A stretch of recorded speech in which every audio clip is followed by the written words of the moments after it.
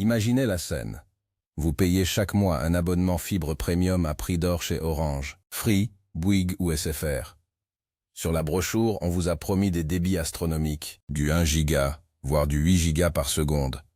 Mais la réalité, c'est que votre vidéo YouTube met 3 plombes à charger en 4K, votre partie de Call of Duty lag au moment crucial, et votre téléchargement de fichiers affiche un temps restant qui rappelle l'époque du modem 56K. Vous avez l'impression de rouler en Ferrari mais d'être bloqué sur une route de campagne limitée à 30 à l'heure. Ce que votre fournisseur d'accès ne vous dit jamais, c'est que votre box Internet est bridée par défaut dès sa sortie d'usine. Il existe un réglage caché, enfoui profondément dans l'interface de votre routeur, qui sabote littéralement 60% de votre vitesse réelle. Ce n'est pas une panne, c'est une configuration de sécurité obsolète ou une gestion de voisinage qui vous pénalise chaque seconde. Aujourd'hui, on va plonger dans les entrailles de votre connexion pour déverrouiller ce que vous payez réellement. On va voir pourquoi les ondes Wi-Fi de votre voisin écrasent les vôtres, comment un simple choix de fréquence peut doubler votre débit instantanément et surtout, je vais vous montrer étape par étape comment activer ce réglage que les techniciens gardent pour eux. Restez bien attentifs, car après cette vidéo, votre Internet ne sera plus jamais le même. Entrons tout de suite dans le vif du sujet. Pourquoi votre box est-elle techniquement votre pire ennemi ? Le problème principal, c'est que les box Internet que nous recevons sont conçus pour fonctionner partout, de la ferme isolée au milieu de la Creuse jusqu'à l'appartement minuscule en plein centre de Paris. Pour garantir cette compatibilité universelle, les constructeurs choisissent les réglages les plus prudents possibles. Ils privilégient la stabilité au détriment pur et simple de la performance. C'est comme si on vendait une voiture capable de monter à 200 mais qu'on bloquait la pédale d'accélérateur à la moitié pour être sûr que personne ne fasse de sortie de route. Le premier grand coupable de cette perte de vitesse, c'est l'encombrement des canaux Wi-Fi. Imaginez le Wi-Fi comme une autoroute. La plupart des box en France utilisent par défaut la bande de fréquence 2,4 GHz. C'est la bande historique, celle qui porte loin et traverse les murs. Le souci, c'est que c'est une autoroute à seulement 3 ou 4 voies réelles qui ne se chevauchent pas. Et sur cette autoroute, il n'y a pas que votre Internet. Il y a le micro-ondes qui tourne, le babyphone du voisin, les manettes de console Bluetooth et surtout, les 20 autres box Internet de l'immeuble qui essayent toutes de passer sur le même canal. Résultat, c'est le bouchon permanent. Les paquets de données se percutent, se perdent et votre box doit passer son temps à les renvoyer. C'est là que vous perdez vos fameux 60%. Mais alors, quel est ce fameux réglage caché? Il s'agit en réalité de la gestion manuelle du canal et de la largeur de bande en 5 GHz ou 6 GHz. Si vous laissez votre box en mode automatique, elle va souvent choisir le chemin de la facilité, celui qui est le plus stable mais le plus lent. En allant dans l'interface d'administration, souvent accessible via une adresse IP bizarre du genre 192.168.1.1, vous allez découvrir un monde de réglages dont vous n'aviez pas soupçonné l'existence. Le premier réflexe, c'est de séparer les réseaux 2,4 et 5 GHz. Par défaut, les box fusionnent les deux sous un seul nom. C'est une erreur monumentale. Votre téléphone va souvent se connecter au 2,4 parce que le signal est plus puissant en apparence, alors que le 5 GHz est 10 fois plus rapide. En les séparant, vous forcez vos appareils modernes à utiliser la voie rapide. Mais on peut aller encore plus loin. Il existe un réglage appelé largeur de canal. Sur de nombreuses box, elle est réglée sur 20 ou 40 MHz. C'est ce qui définit la quantité de données qui peut passer simultanément. Si vous passez manuellement ce réglage à 80 ou même 160 MHz sur la bande des 5 GHz, vous ouvrez littéralement les vannes. C'est passer d'un tuyau d'arrosage à une lance à incendie. Pourquoi n'est-ce pas activé par défaut? Parce que plus le canal est large, plus il est sensible aux interférences lointaines. Mais si vous habitez en maison ou dans un appartement récent, le gain de vitesse sera foudroyant. On parle de débits qui peuvent passer de 200 mégas à 700 mégas en une seconde de manipulation. Parlons maintenant du positionnement de votre box, car c'est le secret que les opérateurs cachent derrière des designs de plus en plus épurés. Vous avez remarqué comme les box modernes ressemblent à des objets de décoration. On a envie de les poser sur un meuble TV, à côté du décodeur, ou pire, de les cacher dans un placard pour ne pas voir les câbles. C'est la pire chose à faire. Le Wi-Fi, ce sont des ondes électromagnétiques. Chaque obstacle est une barrière qui vole de la vitesse. Le métal est votre pire ennemi. Si vous mettez votre box derrière votre télévision, l'arrière de l'écran agit comme un bouclier géant qui bloque le signal vers le reste de la pièce. Si vous la mettez au sol, la moitié de vos ondes partent directement dans le carrelage. Le réglage physique est aussi important que le réglage logiciel. La règle d'or, c'est de placer la box en hauteur, dans un endroit dégagé, idéalement au centre de votre logement. Mais revenons à l'interface logicielle, car il y a un autre réglage dont personne ne parle, Les DNS. Le DNS, c'est l'annuaire d'Internet. Quand vous tapez google.fr, votre box demande à un serveur à quelle adresse numérique cela correspond. Par défaut, vous utilisez les serveurs de votre opérateur. Et pour être honnête, ils sont souvent lents et parfois tombent en panne. En changeant ces serveurs manuellement pour ceux de Google ou de Cloudflare, vous gagnez en réactivité immédiatement. Ce n'est pas du débit pur, mais c'est la sensation de vitesse. Votre navigation devient instantanée. Les pages s'ouvrent avant même que vous ayez fini de cliquer. C'est ce genre de petits réglages accumulés qui fait qu'une connexion passe de médiocre à excellente. Il faut aussi aborder la question du matériel. Est-ce que vous utilisez encore le câble Ethernet jaune qui était fourni dans la boîte il y a 5 ans? Si oui, vous saturez peut-être votre connexion sans le savoir. Il existe différentes catégories de câbles. Si votre câble est de catégorie 5, il est limité à 100 mégas. Si vous avez une offre fibre à 1 giga, vous perdez 90% de votre potentiel juste à cause d'un fil. Il vous faut au minimum de la catégorie 5E ou, idéalement, de la catégorie 6. C'est un détail ridicule mais c'est la cause numéro 1 des appels au service client pour lenteur. Les gens pensent que la fibre est cassée alors que c'est juste le fil qui n'arrive pas à suivre le débit et que dire de l'obsolescence de votre box elle-même. Les opérateurs font tout pour ne pas vous envoyer le dernier modèle. Pourquoi? Parce que cela leur coûte cher. Si vous avez une box qui a plus de 3 ou 4 ans, elle n'est probablement pas compatible avec le Wi-Fi 6. Le Wi-Fi 6 change tout. Il gère beaucoup mieux les multiples appareils connectés en même temps. Dans une maison moderne, on a tous 10 ou 15 appareils en Wi-Fi, téléphone, tablette, montre, frigo, ampoule connectée.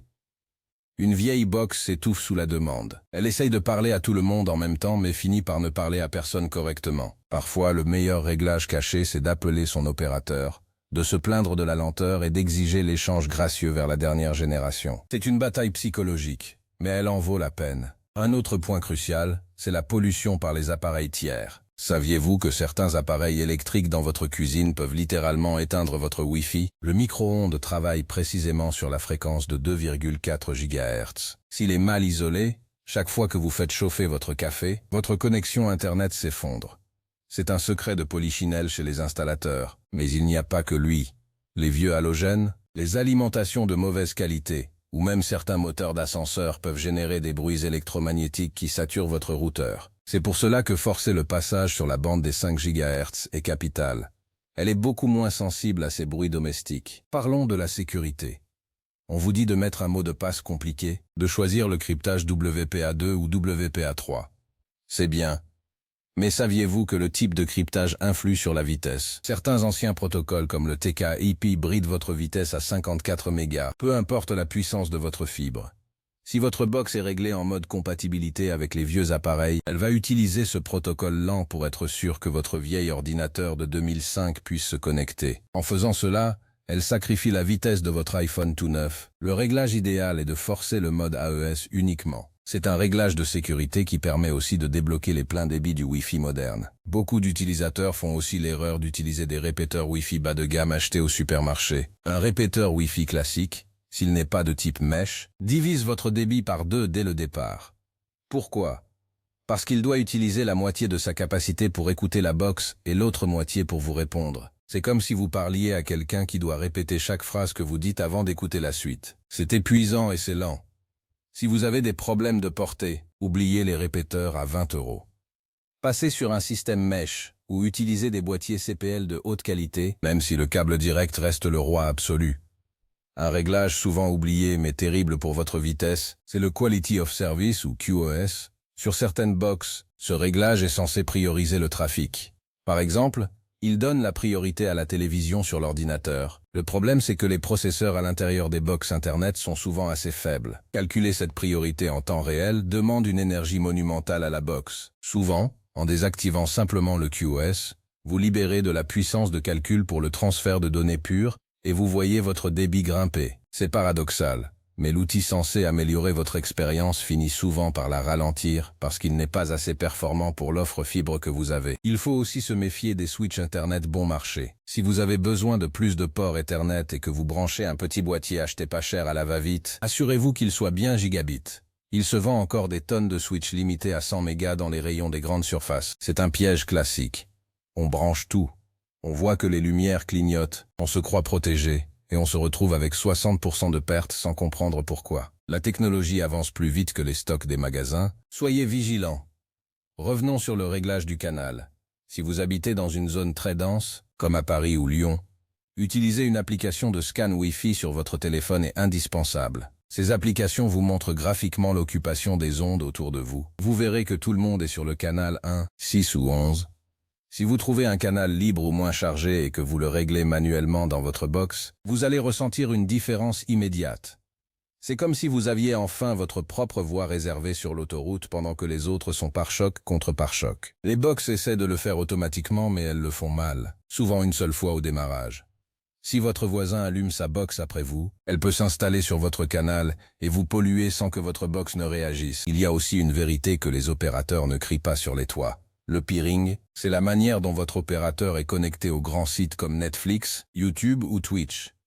Parfois, même si votre ligne est parfaite, la route que prend votre opérateur vers ses serveurs est saturée. C'est là que l'utilisation d'un VPN peut, étrangement, augmenter votre vitesse de streaming. En changeant de route, vous évitez les bouchons de votre opérateur. Ce n'est pas un réglage dans la box, mais c'est un réglage dans votre manière de consommer Internet qui peut contourner les limites imposées par les accords commerciaux entre géants du web. Un point souvent négligé, c'est la température de la box. Une box qui surchauffe est une box qui ralentit. Les composants réduisent leur fréquence pour éviter de brûler. Si votre box est enfermée dans un meuble fermé avec 3 autres appareils qui chauffent, elle va forcément brider votre connexion. Assurez-vous que l'air circule autour. C'est un réglage physique basique mais souvent ignoré. De nombreux problèmes de stabilité qui surviennent après quelques heures de marche sont simplement dus à la chaleur. Et que penser des options d'économie d'énergie? De nombreuses box ont maintenant un mode éco ou un mode nuit. C'est louable pour la planète, mais ces modes réduisent souvent la puissance d'émission du Wi-Fi ou le nombre d'antennes actives. Si vous cherchez la performance maximale, vérifiez que ces options ne sont pas activées pendant vos heures d'utilisation. Parfois, la box est réglée pour se brider toute seule dès 22 heures pour économiser 3 centimes d'électricité par mois, vous gâchant ainsi votre session de jeu ou votre film du soir. En résumé, pour récupérer vos 60% de vitesse perdue, vous devez devenir le maître de votre routeur. Ne laissez pas les réglages d'usine décider pour vous. Séparez vos fréquences, choisissez des canaux larges, changez vos DNS, vérifiez vos câbles et donnez de l'air à votre matériel. C'est une série de petits ajustements qui, mis bout à bout, transforment une connexion frustrante en une autoroute de l'information fluide et ultra rapide. N'oubliez pas non plus de redémarrer votre box régulièrement. On a tendance à les laisser allumer des mois durant. Mais comme tout ordinateur, elles accumulent des erreurs, des buffers qui se remplissent et des processus qui s'essoufflent. Un redémarrage une fois par semaine vide la mémoire cache et permet souvent de retrouver un débit frais et propre. C'est le réglage le plus simple du monde, mais c'est celui qui débloque le plus de problèmes. Enfin, restez alerte sur les mises à jour de firmware. Les opérateurs déploient des correctifs de sécurité et de performance sans que vous le sachiez. Si votre box est restée bloquée sur une vieille version car elle a été mal éteinte ou qu'elle a buggé, vous passez à côté d'optimisation cruciale pour la stabilité de votre fibre. Allez faire un tour dans l'onglet Système de votre interface d'administration et forcez la recherche de mise à jour. Votre Internet est votre fenêtre sur le monde.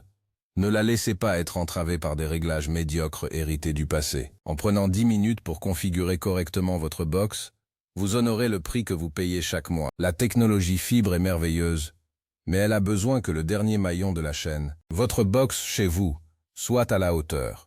Vous avez maintenant toutes les clés en main pour débrider votre connexion. Faites le test de débit avant, faites les réglages et refaites le test après. Vous allez être surpris de voir à quel point vous étiez bridé. Bonne navigation à tous sur votre nouvelle autoroute numérique ultra vitesse. Le Wi-Fi n'est pas une magie noire, c'est de la physique. Et en maîtrisant ces quelques paramètres physiques et logiciels, vous reprenez le contrôle. Ne laissez plus vos voisins ou les réglages frileux des opérateurs dicter votre expérience utilisateur. C'est votre connexion, votre abonnement, votre vitesse. Débloquez-la dès aujourd'hui. On sous-estime souvent l'impact d'une connexion lente sur notre stress quotidien. Les quelques secondes gagnées ici et là sur chaque chargement de page s'additionnent en heures de vie gagnées par an. C'est aussi ça l'intérêt de bien régler sa box.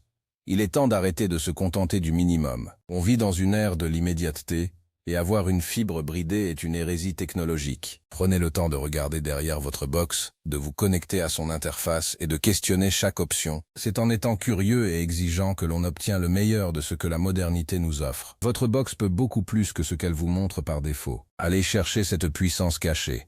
Vos téléchargements vous diront merci. Vos vidéos ne bufferiseront plus. Et vous comprendrez enfin pourquoi vous avez choisi la fibre au départ. C'est un monde de fluidité qui s'ouvre à vous, alors profitez-en pleinement et sans aucune limite artificielle.